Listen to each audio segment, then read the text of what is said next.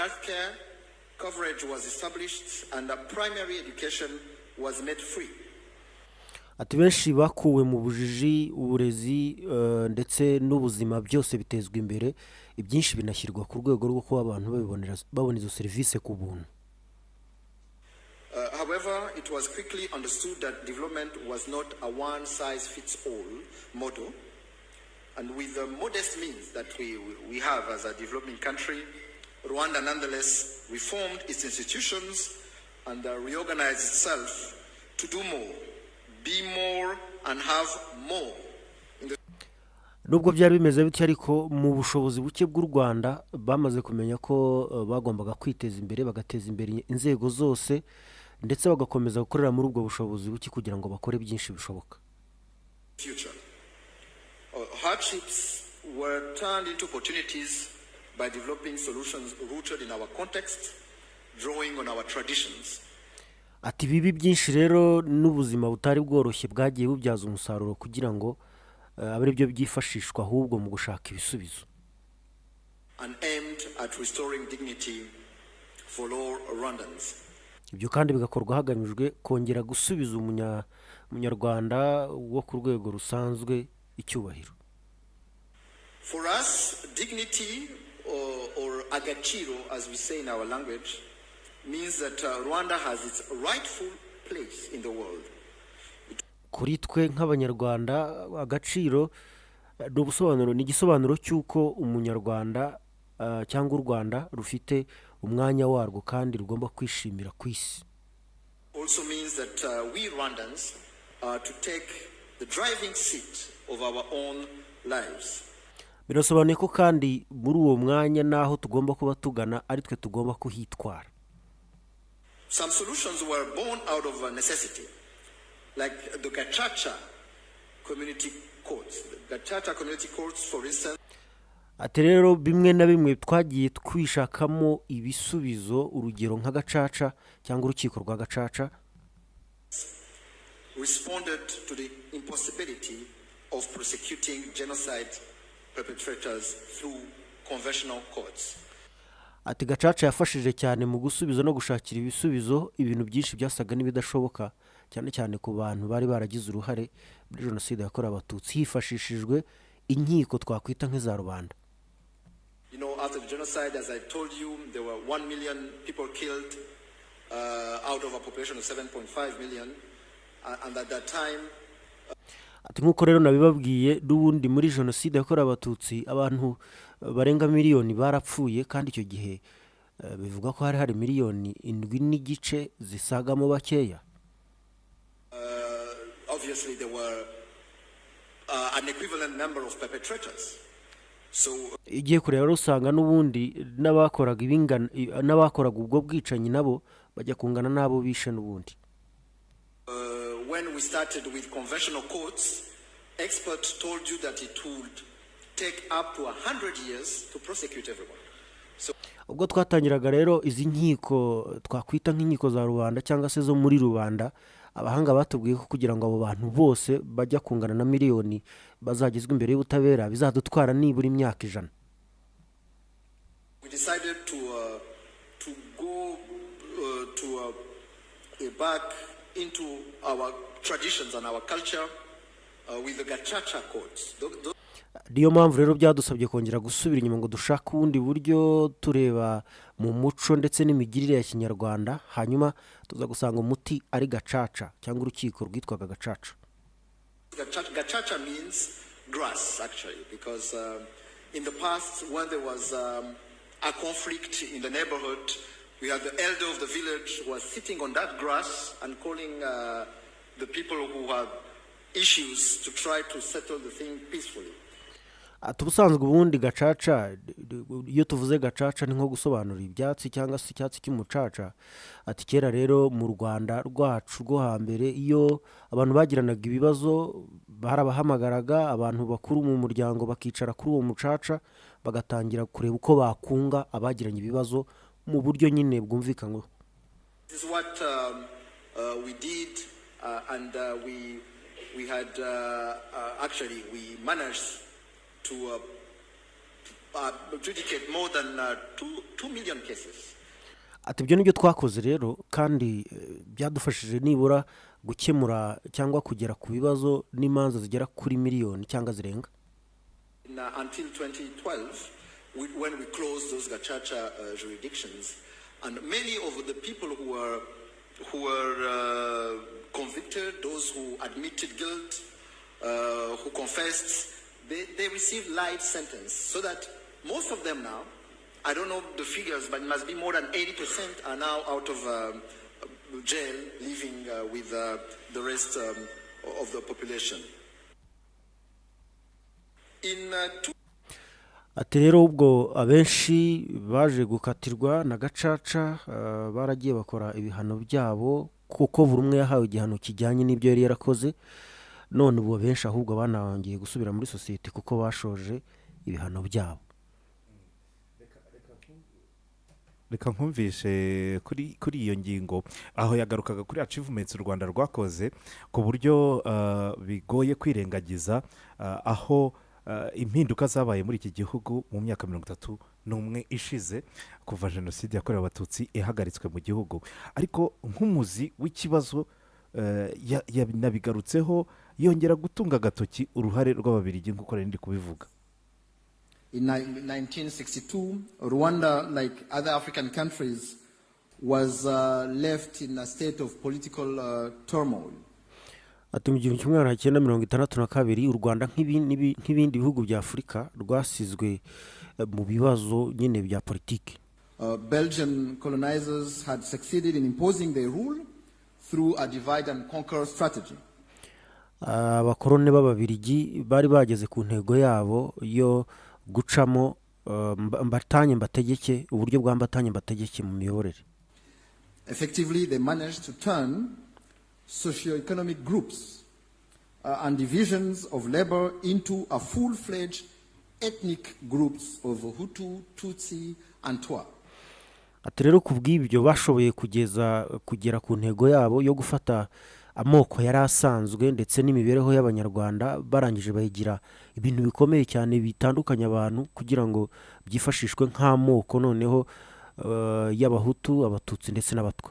Bafashe ibyiciro by'imibereho yari hari mu Rwanda babihinduramo ibibazo by'amoko, abahutu, abatutsi n'abatwa. Because before that, those groups were social groups. We were a monarchy, we had a king, and there are different social classes. But the Belgians specifically introduced the difference of what they called at that time races. Ati icyo gihe ayo ngayo ndi kukubwira amoko abahutu, abatutsi n'abatwa byari classe sociale, ku buryo ababirigi bo bahageze bagahita batangira kubihinduramo amoko, ibyo bise race cyangwa se ethnie. Because in Belgium they had also issues between the Flemish and the Wallon. Ati ibyo ngibyo byaraboroheye cyane ko no mu Bubirigi wabo bari bafite ibibazo hagati y'Abaflama n'Abawalo. And the description of the Walloon was almost the same as what they said for the Hutus.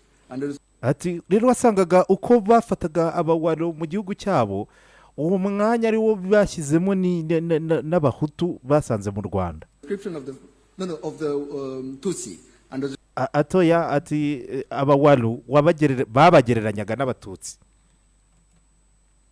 The description of the Flemish was what they described as Hutu, almost word by word. Atari kugasanga Abaflama bo noneho babagereranyije neza nk'Abahutu, ku buryo wasangaga iyo bavugaga Abahutu wasangaga bari nkaho bari kuvuga neza Abaflama. And then this concept rang hollow and foreign to Rwandans themselves at that time. Ati iyo myumvire rero ni imwe mu byazanye ibintu by'icuraburindi mu Rwanda muri icyo gihe. Favoring the Hutu majority, the Belgians supported the so-called social revolution in 1959. Ubundi byatangiye gufata isura mbi ubwo batangiye gutonesha cyane ubwoko bw'Abahutu bagereranyaga n'abaflama ndetse biganisha ku cyo bise revolution cyangwa se impinduramatwara iri sosiyale cyangwa se impinduramatwara y'abaturage muri 59 creating an ethnic republic and abolishing traditional governance structures. Ati nuko nguko bahiritse imitegekere yari isanzweho ya cyami bimika repubulika ishingiye ku bwoko. Pogroms and violence quickly followed. Hundreds of thousands of Rwandans were forced to seek refuge in neighboring countries. Icyo cyiswe revolution cyangwa se impinduramatwara nicyo cyazanye n'urugomo rw'indengakamere byatumye ibihumbi amagana y'ibihumbi by'abanyarwanda batangira kujya kwishakira ubuhungiro hanze y'igihugu. In the years following the independence, an apartheid-like regime was fully installed in Rwanda. Ati nyuma rero y'ikiswe ubwigenge hatangiye ubutegetsi neza wagereranya na apartheid mu Rwanda. Tutsi were discriminated against, including in schools and administration. Ati aho ngaho wasangaga umuntu witwa umututsi rwose arebaga nabi ndetse yigizwayo yaba mu butegetsi kugeza no mu mashuri. In total indifference from the international community. Ibyo bintu byose bigatandukana n'ibyagenwaga n'amategeko n'amahame mpuzamahanga. Cyclical violence, hate speech and institutionalized racism laid the groundwork for the 1994 genocide against the Tutsi. Ati amagambo yisubiramo y'urwango ndetse n'ihezwa ryagizwe nk'umurongo w'imikorere mu nzego zose z'igihugu. Ati nibyo byaganishije kuri jenoside yakorewe abatutsi mu 1994. So in 1994 in April a group of extremists put in motion the final solution to kill every Tutsi in Rwanda.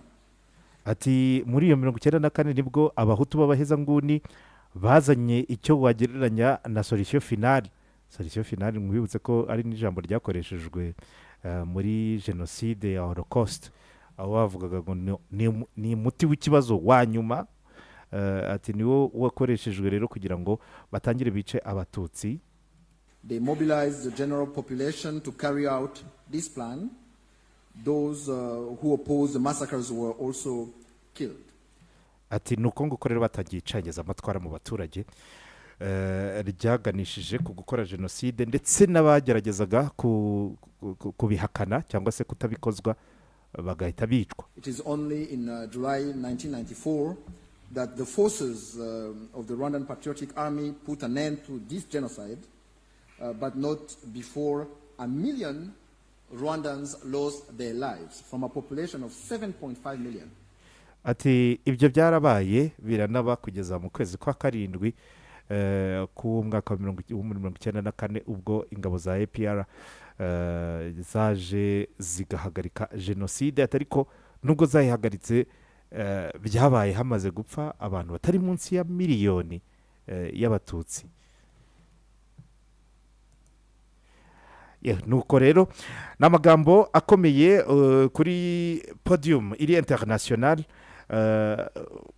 Jean-Patrick Nduhungirehe ambasaderi akaba na minisitiri w'ububanyi n'amahanga w'u Rwanda n'ubutwererane yibukije ko ibibazo u Rwanda rufite usanga hirya no hino rushobora gukorerwa ibyo twakwita nk'akagambane n'amarobi arurwanya atari ibintu bishyashya siritu iyo biturutse ku Babirigi. Anagaruka ku mateka ashaririye u Rwanda rwanyuzemo n'uruhara Ababirigi babigizemo cyane ko yanavuze ati byaraboroheye kubera ko ikintu cyitwa amacakubiri barakizi n'iwabo bakibayemo hagati y'abaframa n'aba Wallon n'abantu n'ubundi nabo wabyumvise. Aravuga ati abaframa baba bapicturingaga cyangwa se babashyiraga mu isura nk'iy'abahutu mu gihe aba Wallon babafataga nk'abatutsi. Bityo rero kubyimplementinga cyangwa se kubishyira mu Rwanda byaraboroheye cyane. Waramutseho neza Jado? Waramutse.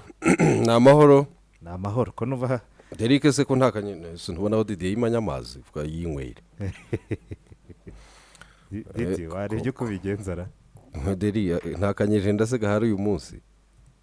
Kanyeje ndahariyo nagake kose ndaje natuhari Jonathan uko ntakanyeje ndanyine ubwo se kanyeje kari ikiganiro cya babiri Jonathan yagize utumpamvu siriya sinumvise uko muza ku babirigi numvise ababirigi Jean Patrick icyo kibazo ntago tuzongera kukiganiraho cyakemutse wa munsi bigenda gutya umunsi bakarabwa cyakemutse ubwo n'ububirigi mvuga kandi aza kubwihanangiriza ndabisiga ububirigi bwishe u Rwanda bukica abanyarwanda amateka aya yose arenze imyaka 30 gusa twarabihanangirije kuva kera turaza kubihanangiriza n'ubu ngubu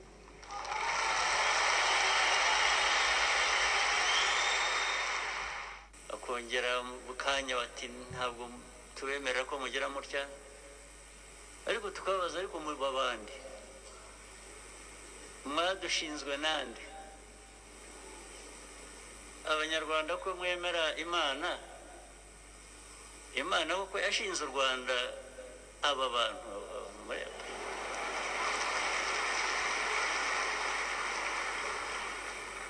turaza kubibibutsa neza ko atari ko bimeze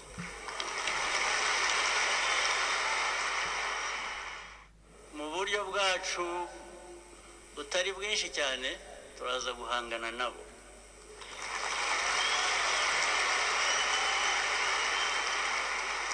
ndavuga abo birirwa batwiruka inyuma badukoronga ariko twebwe byatunanira aba batunanira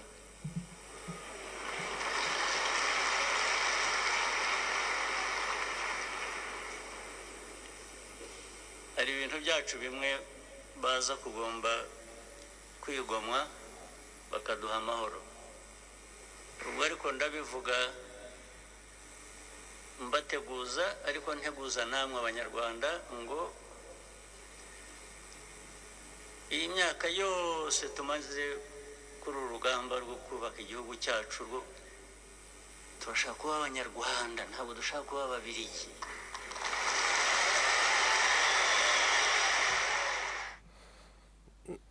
koko nyuma y'iyo mbwirwaruhame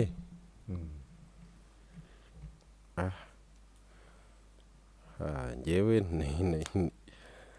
umukuru w'igihugu avuze gutyo na mbere yuko abinyibutsa ntaba mbyiyibukije waba ubyiyibukije naba mbyiyibukije neza yuko icyo kintu urebye uburyo hari n'ikindi gihugu cy'abaturanyi yavugaga ariko ukumva aragitsinze ariko ageze ku bubirigi aravuga ati oya aha ho ntabyo kuvuga mu ndimi ngo tujye kuvuga ibintu mu bisa n'imigani reka mbibabwire abamvuga naba kandi impamvu mbavuga ni uko ngomba kubihanangiriza ibi rero impamvu nabigarutseho ni uko iki cyitwa Australian Leadership Retreat ni inama navuga iri ku rwego mpuzamahanga ku buryo kongera kugaruka muri symposium nk'ingiyi ukavuga ku kibazo nk'icyo bituma hari n'umuntu utaruzi impamvu u Rwanda rushobora kwikoma igihugu cy'ububirigi yongera kubyumva tubyemeranyeho ko rimwe na rimwe abanyaburayi bamwe na bamwe hari ubwo baba batumva geopolitike yo muri Afurika ku buryo babwira ngo igihugu cy'u Rwanda uretse ibihugu bimwe na bimwe bifite aho bihurira cyane cyane na politike yo muri aka karere k'ibiyaga bigari ariko hari abandi banyapolitike baba badasobanukiwe neza rero umwanya wari umwanya mwiza wo kubabwira ati nimubona hari crash hagati yacu n'ububirigi mujye mumenya ikintu cyabiteye niyo mpamvu suko atari muri Australia ari hano yabura ibyo akora ko birazi ko n'umwe mu bafite agenda itamworoheye ikomeye cyane ndashaka kuvuga honorable ambassadeur Jean Patrick Olivier Nduhungirehe niyo mpamvu kuba bamwohereje hariya akagenda nicyo kiba kimujyanye nicyo kiba kimujyanye bimwe mu byo yasobanuyeho ni ugushyira u Rwanda ku mwanya rukwiriye mu rwego rw'isi ibi bihugu bimaze kugira uko byigira n'uko bikomeye uzasanga bifite izi symposiums, uzasanga bifite izi nama muri domene zitandukanye. hari iyo uzabona uzagira gutya wumve nka Brazil ifite y'intwaro, ugire gutya wumve za Kataya n'abanyaziya bakunze kwibanda mu z'ubucuruzi no kurwanya ruswa. iyi ni ya leadership yaha, bikaza bakagira bya bindi bya Davos. Yego, abarenzeho bakagira noneho n'izo bagenda bagirana n'ibice bumva bagiramo inyungu. China Africa, America Africa, France Africa yo banzi torohewe. France Africa nta karita, amakarita ari kubashira banzi torohewe. Ariko UK Africa harya ibaho cyangwa ubwo bihurira muri Commonwealth niho bizira bigeraho n'iyo miryango ikaguka. bashaka ikintu kimwe na kimwe cyabo bahuriraho n'abandi, urumva, ariko mu by'ukuri ari igikoresho cyamatse ibihugu. bakagihurizaho n'abandi rwose, bakavuga bati iki ni cyacu, hanyuma mukagenda mukitabira.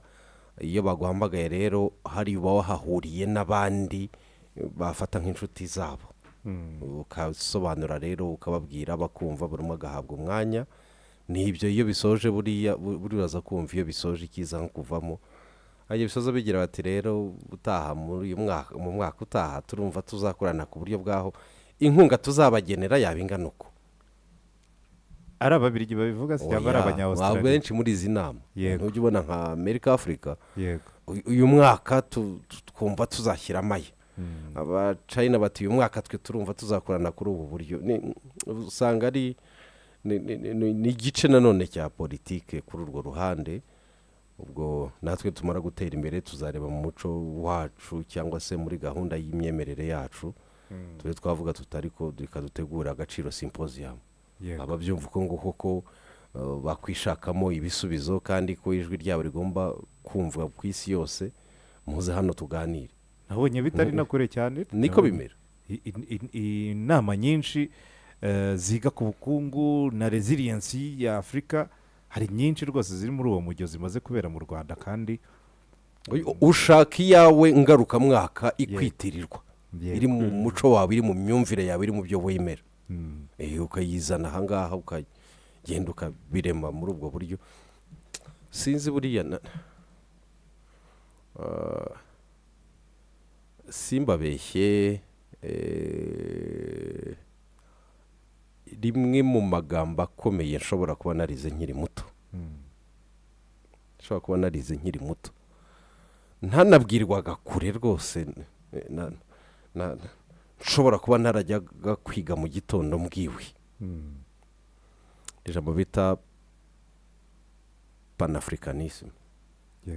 riri magambo akomeye agoranye cyane. bumve Derike rwose ko narigendanaga mu nzira ndimo nigira ku ishuri muri primaire, kubera uburyo narimenyeye hakiri kare. igihe narimenyeye iyo riza kuba abarivuga n'abaryumva uko nguko n'abarikeza bararihanahanye, ariko rikava mu mvugo rikajya mu ngiro. Afurika dufite uyu munsi siyo tuba tuvuga. ababigerageje kubijyana mu ngiro urabizi nawe byababayeho bamwe muri bo. ariko buriya rero reka nkwereke ikintu cya mbere gituma byorohera abantu gutsotsoba abandi, ibitekerezo byabo bakabizimya, nuko abantu baba ari bake. ariko mwishyize hamwe nk'abanyafurika tugashinga icumu tuti Pan-Africanism yacu, abagabo n'abagore, abakuru n'abato, twese tukabiviraho indimwe, harya uwadutsotsoba yaza akatumara twese. ariko biroroha kuza, waza kuza muri East Africa yose ugasanga ni Derike urimo uzamura iyo mvugo, ahubwo udacunze neza yatangiye kwikongeza mu bandi. c'est facile d'éliminer umuntu umwe kugira ngo atagira. Ngema muri Afurika nubwo bwose tuvuga ngo ibibazo biraturuka muri Afurika, ikibazo cya mbere ni icy'Abanyafurika, kuko ikibazo cya mbere ni abanyafurika. ni Nkuruma wavuze ngo kurwanya umunyafurika w'umunyembaraga bizakorohera kuko bene wabo bazagufasha. Yego, kandi abenshi rero usanga atari nabo bahari batigenga nka cya cyanditswe ngo sindi uwanjye ngo nigenge. Abenshi usanga nyine bagengwa n'ababafashije kugera aho bari, kandi ugasanga rero biragoye ko uwo muntu azifatanya n'abantu bari seriye mu kurwanya abamushyize aho ari. Shane, isaha zirageze mu kanya unyemerere, sibyo? Ku muntu wese uri ku mbuga nkoranyambaga aka kanya, yego, ndahamya nashidikanya ko arimo asoma ijambo Somaliland. Yego, twinjire muri Somaliland, urumva, urebe uburyo noneho uze kumbwira ngo ntibagashaka buhake gusa ngo nta kibazo cyacu twebwe nk'abanyafurika kirimo, kandi ari cyo gusa ahubwo urumva uburyo Somaliland yabaye yanishu n'abantu bumva ibyari byo mu by'ukuri ibigiye kuba muri Afurika. ntazi ikibazo dufite kabisa. Tubanze twisobanukirwe, tumenye uko dushaka gushepinga imibereho yacu nk'abanyafurika, ubundi tubone gutera amabuye abandi ngo batuvangiye. Reka tubanze twiyambukire, turaje mu kanya. Iyi ni iyindi saha yo kwiyubaka, widagadura n'amakuru y'imikino akugeraho mu buryo bukunogeye.